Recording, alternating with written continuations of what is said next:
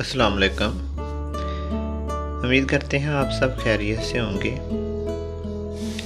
آج ہم ایک ٹاپک پر بات کرنے والے ہیں اور وہ ٹاپک ہے نماز کی برکتیں، کہ نماز میں اللہ تعالیٰ نے اتنی برکتیں رکھی ہیں کہ انسان کی جو سوچ ہے نا وہ دنگ رہ جاتی ہے۔ کتنی برکتیں، نماز کے اتنے زیادہ فائدے۔ پہلا فائدہ تو یہ ہے کہ جو بندہ 5 وقت کی نماز پڑھتا نا، وہ وقت کا پابند ہوتا ہے، وہ وقت کی بے قدری نہیں کرتا۔ اور اللہ تعالیٰ نے یہ جو تحفہ ہمیں عطا کیا تھا، معراج پر عطا کیا، اللہ تعالیٰ نے زمین پر یہ تحفہ عطا نہیں کیا، بلکہ اللہ تعالیٰ نے معراج پر یہ تحفہ عطا کیا۔ اور اس میں اللہ تعالیٰ نے بے شمار برکتیں رکھی ہیں۔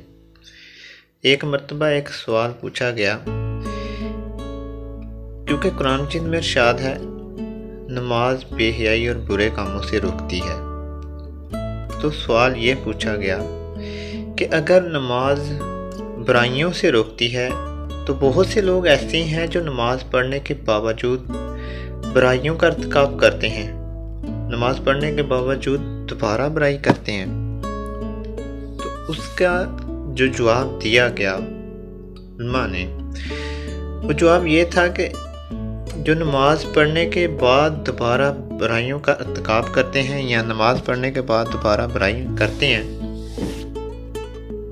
تو ان کی مثال انہوں نے ایسے دی کہ ایک انسان جب حکیم کے پاس جاتا نا، اسے اپنی بیماری بتاتا ہے، تو حکیم اس کو کوئی نسخہ لکھ کر دے دیتا ہے یا اسے میڈیسن دوائی وغیرہ دے دیتا، اور ساتھ میں اس کا طریقہ استعمال بھی بتاتا ہے کہ اس کو استعمال کس طریقے سے کرنا ہے۔ اور صرف یہی نہیں، بلکہ اس کو کچھ چیزوں کا پرہیز بھی بتا دیتا ہے کہ کون سی چیزوں سے آپ نے پرہیز کرنا ہے۔ اور اگر وہ جو دوائی لینے آیا وہ اس ڈاکٹر کی، اس حکیم کی باتوں پر عمل کرے گا تو جلدی صحیح یاب ہو جائے گا، اور اگر عمل نہیں کرے گا تو پھر ظاہر سی بات ہے اس کو صحیح یاب ہونے میں ایک مدت لگتی ہے، کچھ عرصہ لگتا ہے۔ تو اسی طرح نماز ہے، جب نماز پڑھنے میں ہمارا دل لگے گا، ہم ہر وہ کام کریں گے جس کا کرنے کا حکم اللہ تعالیٰ نے دیا، جس سے اللہ تعالیٰ نے منع کیا، جب ہم اس سے باز رہیں گے تو ہمارا نماز میں دل بھی لگے گا اور ہم برائیوں سے بچ بھی جائیں گے، گناہوں سے بچ بھی جائیں گے۔ جب انسان سوچتا نا کہ اب تو میں نے نماز پڑھ لیا، میں دوبارہ برا کام کروں گا، تو وہ پہلے نماز پڑھ کے اللہ تعالیٰ سے اپنے گناہوں کی معافی مانگ کے آئے، اور جب اس کے ذہن میں یہ بات آئے گی نا نمازی کی کہ ابھی تو میں اپنے رب سے اپنے گناہوں کی معافی مانگ کے آیا ہوں، میں دوبارہ وہی کام کرنے جا رہا ہوں، میں دوبارہ کس منہ سے اللہ کے سامنے، کیسے اللہ کے سامنے کھڑا ہوں گا، تو پھر وہ برے کاموں سے بچ جاتا ہے۔ ہم آپ کو نا نماز کی برکتوں کے حوالے سے ایک مختصر سا قصہ سناتے ہیں۔ نماز کی برکت کے حوالے سے مختصر سا ایک قصہ آپ کو سناتے چلیں۔ یہ قصہ ہے ایک لوہار کا۔ لوہار کہتے ہیں جو لوہے کا کام کرتا ہے۔ کہتا ہے کہ میرا سارا کام نماز کی برکت سے پورا ہو جاتا، کوئی بھی کام کرنا ہوتا تو میں چاہے نماز پر کھڑا ہو جاتا، اپنے رب سے مانگتا، جس چیز کی بھی ضرورت ہوتی وہ میں اپنے رب سے مانگتا۔ حضرت عبداللہ طاہر جب خراسان کے گورنر تھے، خراسان ایک علاقہ ہے، اس کے گورنر کا نام حضرت عبداللہ طاہر تھا، اور نشاپور اس کا دارالحکومت۔ تو وہاں پر نا ایک لوہار نشاپور گیا اور چند دن وہاں پر قیام کیا، کام کی غرض سے وہاں پر گیا اور چند دن اسے وہاں پر ٹھہرنا پڑ گیا۔ جب کام ختم ہو چکا تو وہ رات کے دوسرے پہر واپسی اپنے علاقے کی طرف روانہ ہو گیا۔ اور حضرت عبداللہ طاہر کا جو علاقہ تھا نا، اتفاق سے اسی رات وہاں پر کچھ ڈاکوؤں نے چوری کی، اور کیونکہ جو حکمران تھا عبداللہ طاہر، وہاں کا جو گورنر تھا، وہ بھی نیک دل انسان تھا، انہوں نے ان چوروں کو پکڑنے کا حکم صادر کر دیا۔ جنہوں نے چوری کی وہ ٹوٹل 4 لوگ تھے، ان میں سے ایک بھاگ گیا۔ اب وہ جن ملازموں کو یا جن وزیروں کو حکم دیا تھا ان چوروں کو پکڑ کے لانے کا، وہ پریشان ہو گئے کہ دیکھیں 4 لوگ تھے، ایک بھاگ گیا، اب ہم بادشاہ کو کیسے بتائیں گے کہ وہ ہم سے کیسے بھاگ گیا؟ تو انہوں نے سوچا کہ چلو کسی اور کو پکڑ لیتے ہیں، یعنی کہ بادشاہ کے سامنے انہوں نے 4 لوگ پیش کرنے تھے۔ تو وہاں سے نا اسی لوہار کا گزر ہوا اور بادشاہ کے آدمیوں نے اس کو پکڑا، اور وہ جو 4 چور پورے کر کے دینے تھے نا، وہ بادشاہ کے سامنے لے گئے۔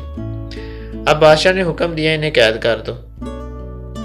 جب لوہار کی بات سمجھ میں آ گئی کہ اب معاملہ اللہ تعالیٰ کے ہاتھ میں ہے، اب میرا جو بھی فیصلہ کرنا ہے وہ اللہ تعالیٰ نے کرنا ہے، اس لوہار نے کیا کیا، قید میں ہے، جیل میں ہی وضو کیا اور جیل کے ایک کونے میں نماز پڑھنا شروع کر دی۔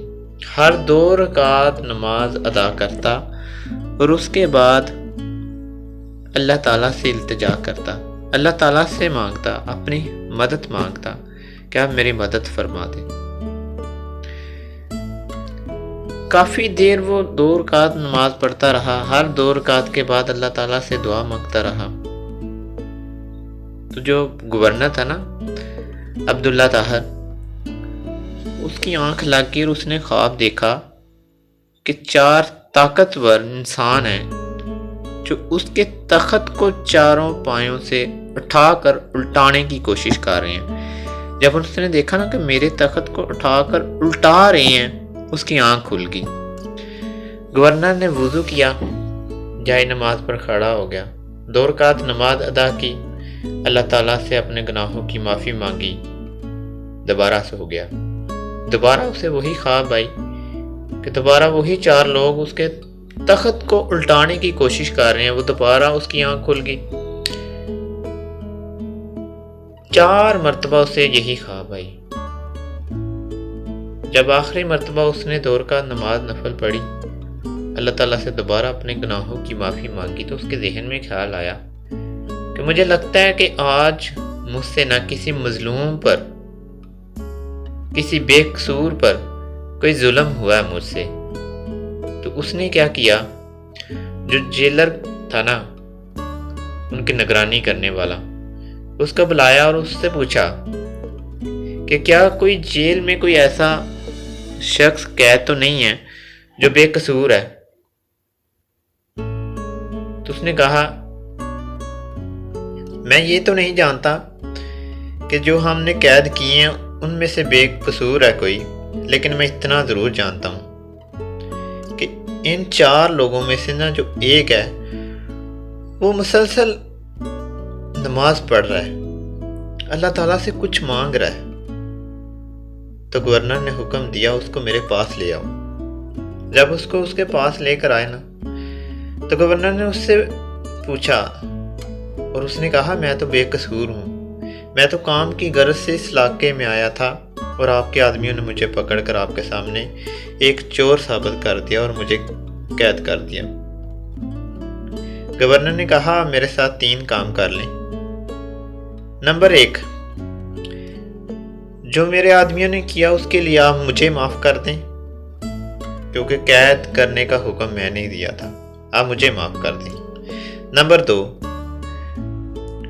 کچھ درہم آپ کو دے رہے ہیں وہ آپ قبول کر لیں۔ نمبر 3، آپ کو جب کبھی کسی چیز کی ضرورت ہو، کسی مدد کی ضرورت ہو، آپ میرے پاس تشریف لے آنا، میں آپ کی مدد کر دوں گا۔ اب ان بادشاہ کے تینوں سوال سن کر وہ آدمی، وہ لوہار پہلے تو مسکرایا، پھر جواب دیا، بادشاہ سلامت، پہلے نمبر پر آپ نے کہا کہ مجھے معاف کر دیں، میں نے آپ کو معاف کر دیا۔ دوسرے نمبر پر آپ نے کہا کہ ہم آپ کو کچھ درہم دینا چاہتے ہیں، آپ قبول کر لیں، وہ بھی میں نے قبول کر لیے۔ لیکن تیسرے نمبر پر جو آپ نے کہا کہ جب کسی چیز کی ضرورت ہو، جب کسی مدد کی ضرورت ہو تو آپ میرے پاس آ جانا، یہ کام مجھ سے نہیں ہوگا۔